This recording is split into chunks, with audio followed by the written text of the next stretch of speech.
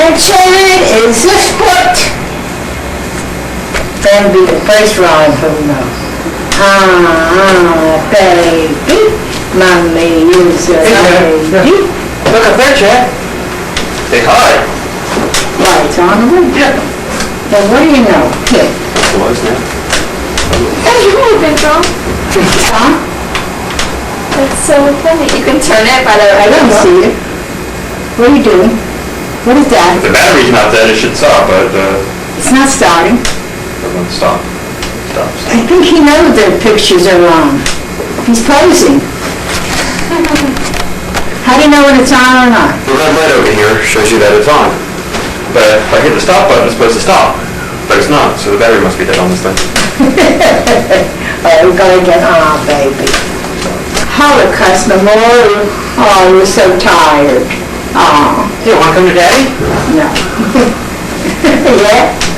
You need a little rest. Yeah, I'll hold it. Here, you can read. It is translated from the Hebrew of a Yishka book written in Israel. A volunteer at the Holocaust Memorial Center in West Bloomfield translated it for me and my grandma Lynn. Oh, Lynn I know. Rajnov is in the area of Kosov, that's right, in the circle of Stanislav. It is a little village not far from the city of Zablatov. You know, this brings back some of my memories. It's known as a village dating back to the 18th century. Civil registration of non-Jews began in 1769. In 1921, there were 6,426 residents, mostly Ukrainian. For the most part, they dealt with agriculture. Among them were a few Jewish families. The Jewish population grew in the 19th century, but mostly in the 20th century. There weren't major changes until World War I. In 1921, the Jewish population was 418. The livelihood of the Jews of the place was connected to local industry, peddlers, and manual labor. Some worked with tevic, flax, and it was grown there. This area was well known for specializing in tevic.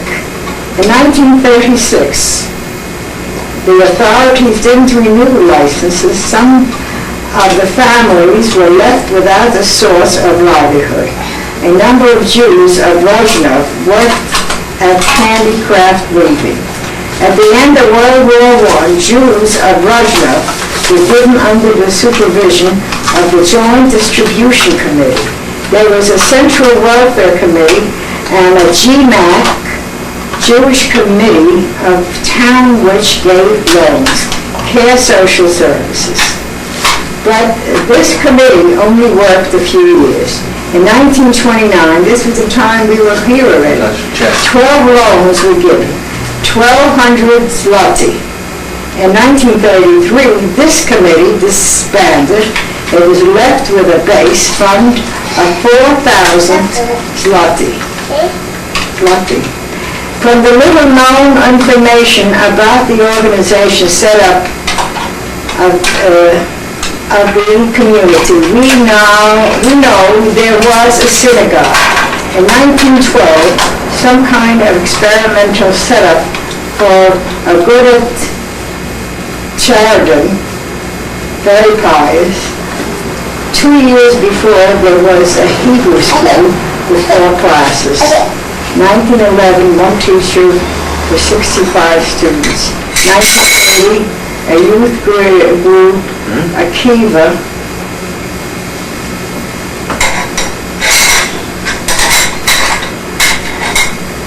was active. Akiva Shara. Along with it were courses for learning Hebrew, Zionist movement. 1936, community raised 110 zloty, this giving memories, for purchases of land in Israel. It's very interesting. There's no information available on life of inhabitants under Soviet rule September 1939 to June 1941. That was a time during the Holocaust. At the time of the German invasion, the community continued to exist only for a few months. Let's see. In October 1941, the Jews of Rozhnov were commanded to go to nearby Kosovo. That was the town where my father was born, Kosovo. That was right there. He went by horse and buggy. Joe, I'm glad to send this information your way. But you know about death marches. Belzak, extermination camp, right? I will fill out the forms to the Red Cross. I understand the German government has just released some of the Nazi lists of names. They are cooperating with the Red Cross and also Yad Vashem. Yeah, I'm trying to get from her what happened to some of the relatives. Take care and greetings from my grandma named Diane. End of message. Isn't that beautiful? You know, I wondered what happened to Rozhnov. Yeah. I know, but after all, I was 10 years old when I came here. So I was not a baby. Now, Zlotin, you know, when they talk about Zlotin, that's the exchange, the money exchange. That's that's money that they used? I'd love to meet with her. Okay. I'll write to her. Yeah. I have a reference at home. Yeah. Now, when you came from it, was it still Poland when you came? When I came, it was Poland. In other words, when they asked me where I come from, it's Poland. Austria was before the war, before the World War I. Okay. And now when you came, did you come with Gertrude, with your grandmother? Yeah. Or actually, your mother? Gertrude was my mother. And then Miriam. Miriam was her mother, my grandmother. But did she live there, or did she come over? She lived in Rozhnov. My father lived in Kosovo, right next town. Oh. Okay. And my mother lived in Rozhnov too. I often wondered whatever happened to Rozhnov. How did your mother and father meet? At that time, they didn't allow me to. They were 4 years engaged too. Oh, so it was set up? 16, it was set up. Oh, sure. You know, my father was a chassid.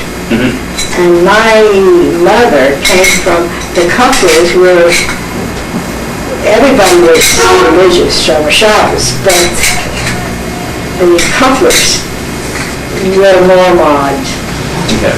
They were really modern. Now, Minna comes from, it was a couple.